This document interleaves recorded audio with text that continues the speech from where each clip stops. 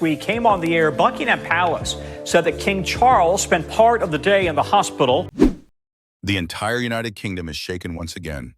In just a few short weeks, the rumors about King Charles III's health have no longer been mere whispers along the palace hallways, but have become the main headline on international newspapers. From photos showing the king looking emaciated and pale as he left the London clinic, to his sudden cancellation of a series of important royal events without providing any official explanation, everything is pushing Buckingham Palace into a whirlwind of suspicion.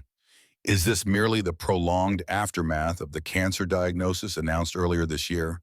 Or is it truly a sign that the 76-year-old monarch is in a critical condition that the royal family is deliberately hiding?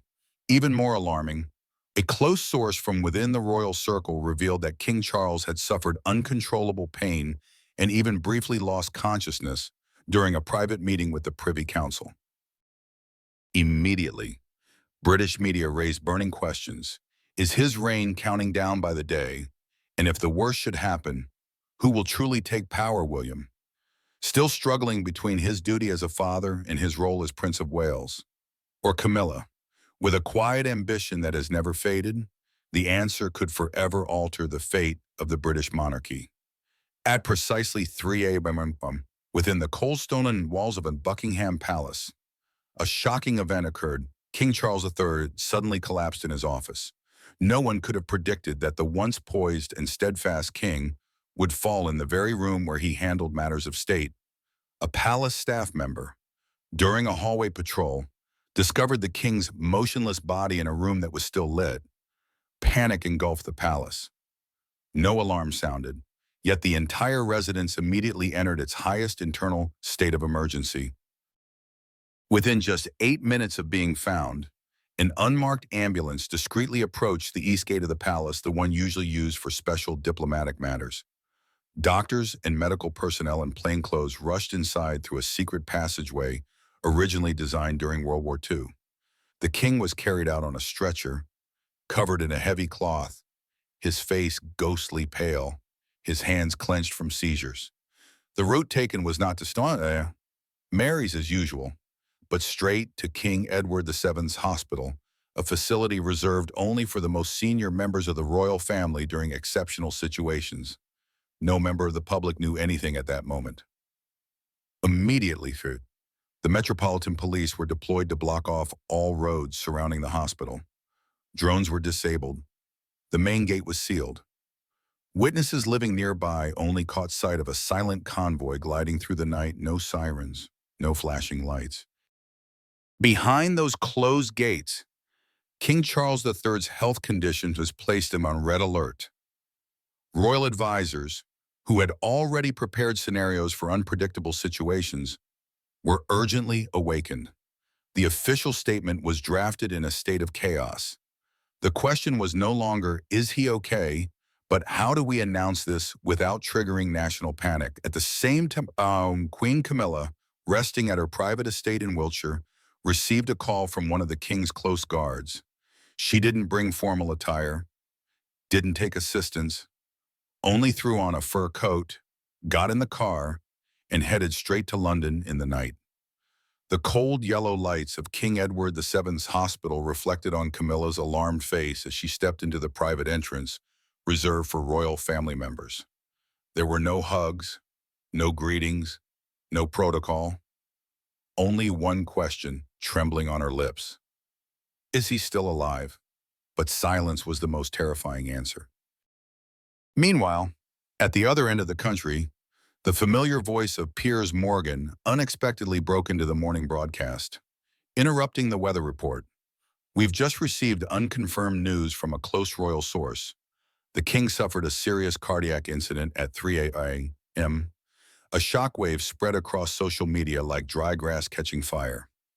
The hashtag #abdication immediately climbed into the #1 trending topic on global Twitter in less than 20 minutes.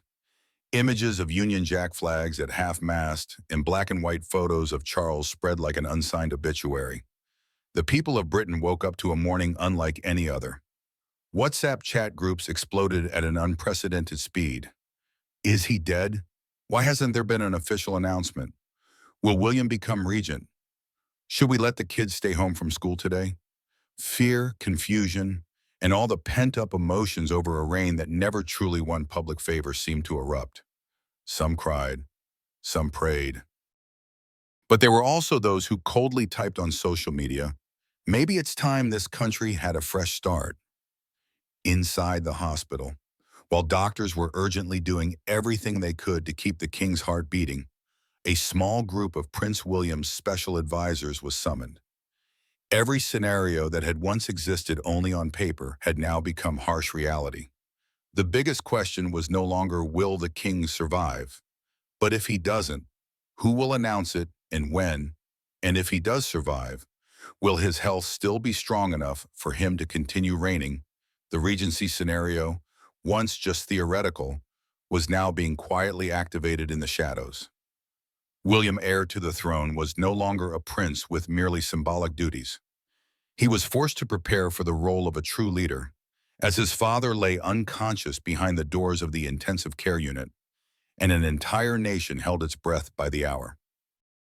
No one suspected that behind those forced smiles and determined steps at recent royal events, King Charles III had been silently battling such a grave and hidden crisis. The early signs of decline didn't strike like lightning on a clear day, but crept in quietly, then became so clear that even his closest aides began exchanging worried glances. The king started missing important meetings he had never skipped before. On one occasion, and during a session with the Privy Council, Charles stared blankly at the file in his hands, then called a senior official by the wrong name right in front of the entire staff. And with Camilla, the person who had been his emotional anchor for so many years, Charles began to show irritability, sudden outbursts, and raised his voice in private on multiple occasions, something he had always restrained in the past. Camilla doesn't understand. She will never understand the burden of legacy, he once shouted during a tense evening when she suggested he should temporarily put work aside to rest. It was the first time Camilla saw such a dull look in Charles's eyes, not from anger, but from despair. She knew something was breaking not just in his heart, but in the entire family structure he was trying to hold together. As a father, a king, and a symbol of post-Elizabethan stability, family pressure weighed even heavier on the king's already weary shoulders. The unresolved tensions between Harry and Meghan and the royal family were no longer merely personal matters. They had escalated into ongoing legal disputes, as the couple insisted on claiming royal titles for their children, something Charles once wanted to preserve as a way to hold on to blood ties. But that softness backfired. Letters from Harry's lawyers were repeatedly sent to Clarence House, demanding explanations, raising accusations, and even threatening legal action if their requests weren't met. Every word in those documents felt like a blade carving deeper into the heart of a father worn out between two worlds, one of royal duty and the other of paternal love. And then there was the never-vanishing shadow of Prince Andrew, the younger brother, who once threw the monarchy into scandal with his ties to Jeffrey Epstein. Though stripped of royal duties, Andrew still clung to official residences, demanded privileges, strained the royal budget, and infuriated the public. Every internal meeting involving Andrew cost Charles another heartbeat. He had often questioned whether keeping Andrew around had been a catastrophic mistake. But once one steps into the maze of honor and family obligation, there's no way out that doesn't leave a wound behind. Amid all this tangled pressure, the signs of physical decline became clearer than ever. His personal doctor, who had monitored Charles's health for over 2 decades, discovered an irregular heartbeat during an unexpected checkup late last month. At that time, Charles had fainted in his office after a nearly 3-hour phone call with the cabinet office. Though warned to immediately reduce his workload, the king shook his head and refused. "There's no time to rest," he said, still signing stacks of documents, his hand trembling slightly as if fighting against his own body. Everything seemed to reach a climax on a gloomy summer evening. At that time, Clarence House received a special letter, this time handwritten, not through lawyers. The sender, Harry. The content, an official notification regarding legal action related to inheritance rights and titles for his children. Charles received the letter around 6 p.m., read it 3 times in silence. Courtiers recounted that after reading it, he stood up and slowly walked toward the balcony, where the dim lights of London flickered in the distance. He stood there for a long time, not saying a word. When it was time for dinner, he refused to eat, took only a sip of water, then quietly withdrew to his private room, a rare act for someone who always tried to uphold protocol under any circumstance. About 2 hours later, the internal bell rang. A servant rushed to the third floor and found Charles lying motionless next to the reading chair. No one heard the fall. No one heard him call for help. There was only silence, as if the whole world had stopped in that moment. The emergency medical team was immediately summoned. One of them later revealed in secret that the king's heartbeat was extremely weak. His blood pressure had dropped, and both his hands were ice cold. Camilla arrived a few minutes later. She stood at the door, said nothing, and just stared at the man she had once defied everything to be with, now only a faded shadow of himself. The most terrifying thing wasn't the collapse itself, but the warning signs that had been given before and ignored. Charles had walked into the crisis himself by pushing his body to its final limits. No one forced him to do it, but he felt that if he stopped, everything would fall apart. His mother's legacy, a disintegrating family, a public losing trust, a monarchy shaken by too many scandals. All of it weighed on the shoulders of a 75-year-old man who still saw himself as the last century of the Elizabethan era. And it was precisely in that silence that, for the first time, an entire kingdom felt the fragility of the throne. Because when the king falls, it's not just a man who collapses, but a symbol that vanishes along with him. The doors to the intensive care unit of St. Bartholomew's Hospital closed in silence. Inside, more heavily guarded than a fortress, King Charles III lay on the hospital bed, his face pale, his eyes clouded, as if he had just weathered a storm with it in his soul. Sources inside the hospital said he was admitted in a state of severe disorientation, with an unstable heartbeat and unable to walk on his own. His body was not only physically weakened, but seemed worn down by a prolonged internal battle. According to highly confidential medical records which were leaked, Charles had been using high doses of anti-anxiety medication for several months. What's notable is that this medication was being used in parallel with an experimental cancer treatment, a piece of information never publicly disclosed by the royal family. This combination created a dangerous reaction: erratic blood pressure drops, irregular heartbeat, and liver and kidney indicators showing signs of overload. But that was only the tip of the iceberg. The results of a blood test revealed an even more alarming truth. Charles's immune system was nearly paralyzed, to the point that even a minor flu could push him into a critical condition. The hospital's top doctors had to urgently convene a private meeting to reach a final diagnosis. An unofficial conclusion leaked by a resident doctor stated that Charles was facing a chain reaction of medication interactions putting immense stress on his heart, combined with severe immunosuppression due to cancer. A vicious medical cycle was now strangling the king's life.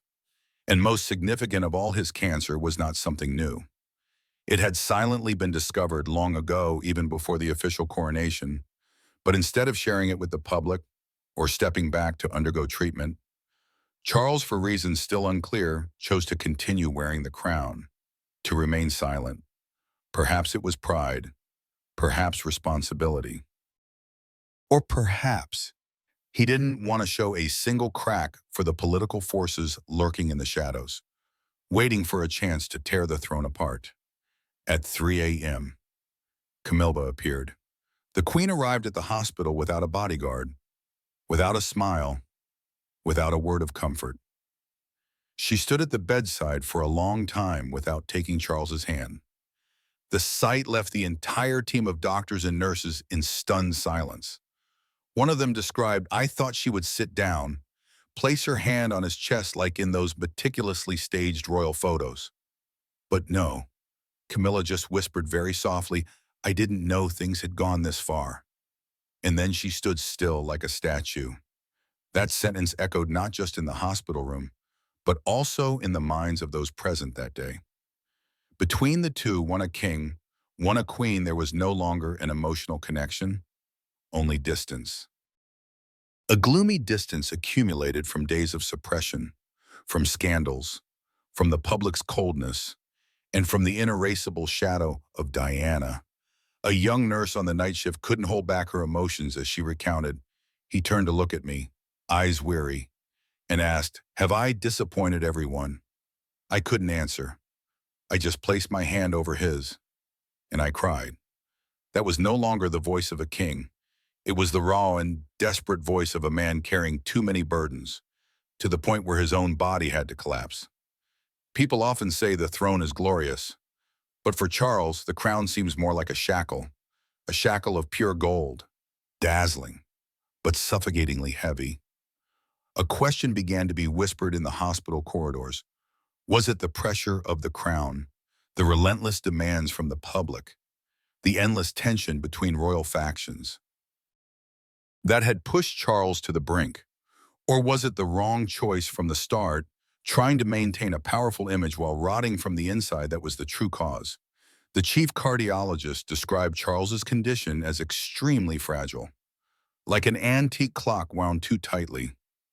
Every movement, every soft knock from the public, from the media, from within the royal family could be the final chime. Meanwhile, outside the hospital, new rumors began to swirl in the media. Tabloids questioned whether Charles was still fit to reign. Some body language experts even analyzed video footage of Camilla leaving the hospital with an icy gaze, asking, what is she afraid of?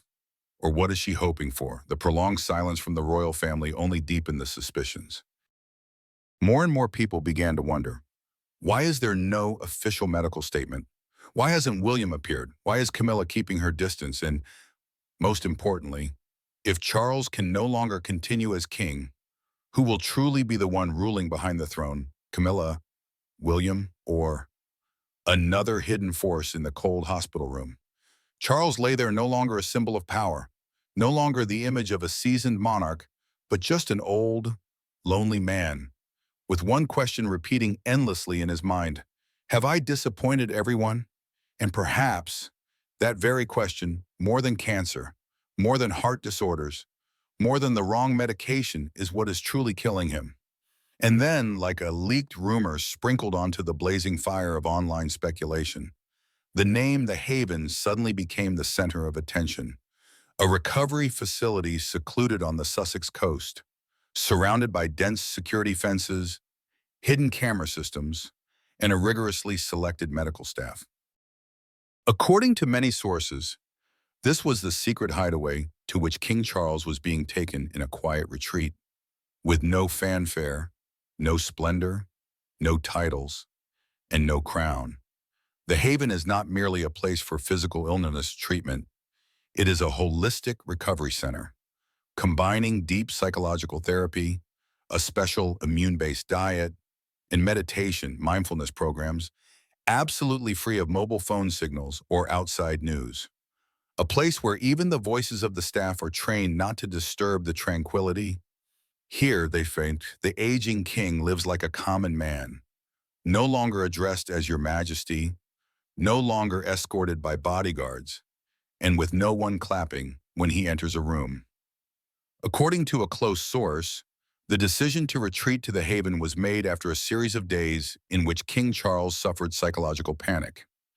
He experienced constant insomnia, with episodes of sleepwalking in the middle of the night that forced doctors to administer sedatives, persistent chest pains, irregular heartbeats, moments of emotional emptiness after important meetings with guests. All of it accumulated and pushed the king into a state of mental crisis that could not be ignored. He could no longer recall the names of some ambassadors during meetings, confused dates in cabinet sessions, and worse, in a private moment, he asked his aide, "Am I still the king?" Meanwhile, the entire nation was stunned by the rapid transformation in the royal political arena. Prince William suddenly appeared more frequently than ever before. He stood in for his father to receive heads of state, delivered speeches at national memorials, and even directly convened internal meetings at Kensington Palace. No official statement confirmed William was acting as regent, But the way international media began calling him the acting sovereign had unintentionally established a frightening reality: the royal power had temporarily changed hands. More notably, all of Queen Camilla's public engagements, someone who once used every minute to assert her image as queen consort, were suddenly and completely canceled without any explanation. The palace provided no reason, only emphasizing that she was spending private time in Wiltshire. But for someone like Camilla, complete silence was not a normal sign. Behind the scenes, whispers emerged that she was not allowed direct access to Charles at the Haven. Every message, every inquiry had to be sent through an intermediary nurse. Someone who was once the most powerful woman beside the throne was now restricted to medical-only communication. The geographical distance seemed to be stirring a deeper emotional distance. Camilla, though appearing composed, reportedly began to lose control during phone calls with the palace, according to a source close to Wiltshire. She feared that prolonged separation, combined with Charles's unstable mental state, would push him back toward old memories, nostalgic recollections of Diana, of the pure loneliness that no one could soothe except the late woman. Camilla knew that if King Charles could no longer continue to reign, then her existence on the throne would collapse along with him. On the other hand, the public reacted in a deeply conflicted way. The hashtag #RestMyKing spread across all platforms, from Twitter to TikTok, with millions of shares from sympathetic British citizens. They remembered the images of a gaunt Charles during his last appearance, his dazed eyes and trembling hands trying to hold his cane. Many believed he needed to rest, and they were willing to support a transitional period if it meant preserving the king's health. However, behind that sympathy was a rising tide of unrest. Financial markets began to waver. At the London Stock Exchange, the FTSE 100 index saw slight drops at times due to investor concerns over instability within the royal family, a symbol of the UK's solid foundation in the global eye. Meanwhile, betting houses in Ireland and Scotland shortened the odds for an official regency within the next 3 months, with William leading all betting tables. This didn't just reflect a shift in belief, it showed that the public no longer trusted Charles to return to the throne in a whole and intact way. Amid this storm of chaos, the question arose: had Charles quietly prepared for a transfer of royal power? Or did he himself not realize he was slowly being removed from the game of power by health, by circumstance, or by forces quietly manipulating events behind the curtain? And then, in the quiet room of the Haven, where only the sound of the sea wind and a faint heartbeat echoed, Charles was said to have uttered a sentence the night shift nurses would never forget: "If I no longer serve, then who am I?" A king grappling with the very definition of himself, caught between the throne and the hospital bed, between duty and the limits of a decaying body. If Charles were to completely withdraw, not just a temporary break for psychological treatment or physical recovery, but a calculated and silent abdication, then the power dynamics of the British royal family would be upended in unimaginable ways.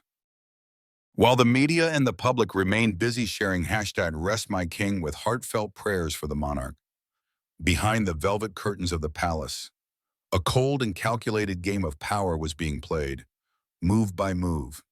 Camilla, who once entered the palace under the shadow of a scandalous mistress, now faced a brutal question: if Charles is no longer king, then who is she? The title of queen she had just won after years of public scorn. How long would it last without someone to back her while the king was at the Haven, the secluded rehabilitation facility on the Sussex coast, immersed in psychological therapies and a world free from royal pressures? Camilla was once again left behind in Wiltshire, with only a few hurried phone calls to her husband's private nurse, now the only bridge left between them. But if anyone understands that time is the enemy of fame, it is Camilla.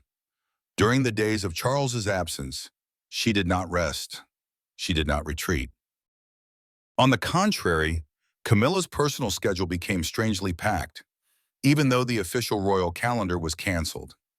Private meetings with longtime advisors, discreet gatherings with powerful aristocrats in the countryside, and especially, Her constant presence at Clarence House, once the strategic headquarters during Charles's time as Prince of Wales, led many to start asking, what is Camilla preparing for? If Charles truly steps back, the one automatically expected to inherit the throne is Prince William.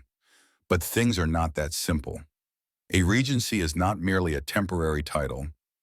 It is a power vacuum that can be manipulated. William, with his cautious and responsible nature, has temporarily taken over his father's public duties. But the young prince is also exhausted, burdened with too many responsibilities in a time of chaos. His wife, Princess Catherine, is undergoing cancer treatment. Their 3 young children need care, and now the entire United Kingdom is looking to him as a king in waiting. And this is precisely when Camilla makes her move. Several leaked sources suggest that she is seeking to influence the Privy Council, the advisory body to the monarch, with a decisive voice during periods of transition. One scenario mentioned in hallway conversations at Buckingham Palace: Camilla does not want to be merely a dowager queen if Charles withdraws or passes away. She wants to be recognized as an indispensable part of the new power structure. Even worse, rumors claim that Camilla is quietly pushing the idea of an expanded Regency Council, where she could hold an official and long-term role on equal footing with William, or perhaps even above him in terms of strategy. No one has forgotten that Camilla once pulled off the near impossible, transforming herself from a national disgrace into a crowned queen. She weathered scandal, Diana's tears, public outrage, and even Charles's own doubts at various points. If she could achieve that, who can say she wouldn't go further, even if the cost is to upend the entire order of the royal family? And then the other dukes and duchesses, old pieces seemingly removed from the board, began returning. Princess Anne, with her steely personality and unwavering loyalty to the monarchy, is reportedly holding secret meetings with conservative figures within the royal family to restore succession order. Prince Edward and Sophie, once considered quiet and reserved, have suddenly appeared more frequently at public events. Every move is a signal. A polarization is gradually emerging. On one side is Camilla, with her complex calculations and icy determination. On the other are traditional members, trying to keep the throne from falling into the hands of someone they have never trusted. Notably, several longtime royal advisors are whispering to the press that if Charles formally steps down, the title Queen Camilla may be subject to reconsideration. In that case, William could order a restructuring of the royal household, limit her influence, and elevate Catherine, a far more beloved public figure, to the central role. This only increases Camilla's sense that time is no longer on her side. If she doesn't act soon, she'll become a shadow pushed off the political chessboard like so many royal widows before her. And the public. Their sympathy for Charles is gradually giving way to concern. Financial markets are beginning to fluctuate. Bookmakers are simultaneously shortening the odds of a new monarch before the end of the year. Constitutional experts are invited onto television every night to analyze the scenario of Charles abdicating. And in these primetime broadcasts, Camilla's name is always mentioned with wary eyes. The people, though mostly silent, are stirring in private forums and social media groups. A quiet wave is rising. They fear that a shadowy regency period could strip the monarchy of its legitimacy. They ask who truly rules if Charles retreats into seclusion, and if Camilla is the one pulling the strings behind the scenes. Can the monarchy still uphold its traditional values amid all this turbulence? One thing has become clearer than ever. If Charles lets go, no one can predict what will happen next. The game has begun, and its players are no longer playing to maintain their positions. They are playing to win at all costs. While Britain is still reeling from the final images of King Charles III, silent and gaunt by the window of Sandringham Palace, the crisis has officially named the royal family. This is no longer simply a story about the illness of a king in the twilight of his life. This is a true earthquake, shaking everything from the fragile relationships within the Windsor family to the wavering position of the monarchy amid growing demands for transparency and reform. Rumors once dismissed as conspiracy theories are now being partially verified, and the prolonged silence from the palace only deepens public anxiety is the British crown quietly entering a period of transition, where familiar faces are gradually being replaced by a new order colder, harsher, and lacking familial warmth. Because within that storm, the most frightening thing is not King Charles's cancer, but the secrets hidden behind the title of national duty. People are beginning to ask, is this crisis the result of decades-long fractures within the royal family? The pressure of the crown, long cloaked in media glamour and ceremony, now reveals itself as a psychological shackle weighing heavily on all who step into Buckingham Palace. King Charles is not only battling cancer, but also memories of a broken family, a wife lost in a mysterious accident, and children bearing wounds that may never heal. In the fragile moment between power and truth, the role of the media suddenly becomes a fuse. When Piers, one of Britain's sharpest and most controversial voices, claimed to know the true state of the king's health, public opinion immediately split into two camps. One welcomed the transparency, the other criticized him for forcing the royal family into a reactive stance, inadvertently causing more instability at a sensitive time. But Morgan is just one name representing an entire media machine, demanding that the palace step out from behind its velvet curtain and face the harsh light of the information age. Because if an institution demands absolute loyalty from its people, can it truly deserve their trust if it continues to hide? This event also places Prince William in a position no one envies: the heir in waiting, who could be thrust into regency at any moment. William, who lost his mother at just 15, is now facing the fear of losing his father under the watchful eyes of millions of Britons. While Catherine is fighting her own illness, William is forced to shoulder alone the burden of keeping the royal ship afloat amid a storm of public scrutiny. On one side is the duty of a son, on the other, the responsibility of an heir to the throne. But the more he carries, the clearer the loneliness becomes, the lingering pain in the eyes of a prince who once walked behind his mother's coffin to the mouths of the world. And yet, amid all the chaos, one value remains intact: compassion. The crisis of King Charles, when viewed with empathy and without judgment, reveals that even at the highest levels of power, royal family members are not immune to the universal wounds of humanity: loss, anxiety, doubt, and the hope for healing. When Charles quietly left London for Sandringham, many came to lay flowers at the palace gates, not because they hailed him as a great king, but because they saw a father, a husband, a human being struggling between duty and private vulnerability. It was a moment when the distance between royalty and subjects was erased. No longer reverence, but pure compassion. And perhaps that is the true pillar that can support the monarchy into the future. However, crisis, no matter how humanized, is a cruel test. It forces everyone to choose: either rise to steer the ship or be swept away by the raging tide. And for the British royal family, that choice is closer than ever. The public is looking at Prince William with both hope and doubt, at Queen Camilla with cold scrutiny, and above all, they are staring into the power vacuum that Charles may leave behind. Asking who will redefine the monarchy in the 21st century, the answer remains open. But one thing is certain: without transparency, without compassion, and without serious reform, the crown, no matter how encrusted with the precious Koh-i-Noor diamond, will gradually lose its luster in the eyes of the people. Because in the end, power is not sustained by bloodline, but by love and trust. And once that trust is fractured, any throne can fall. The crown is no longer an immortal symbol of power and glory, but a burden weighing on flesh and blood people's souls, straining in the shadows of expectation and duty. As Charles retreats into the inner sanctum to face the final battle of his life, he leaves behind not just an empty throne, but a crack that cannot be mended in a family once painted with honor and legend. While the public remains uncertain, the media, like bloodthirsty wolves, rushes to exploit every tiny detail, every unusual expression from William, every whispered rumor of an unrecognized queen quietly manipulating the stage behind the scenes.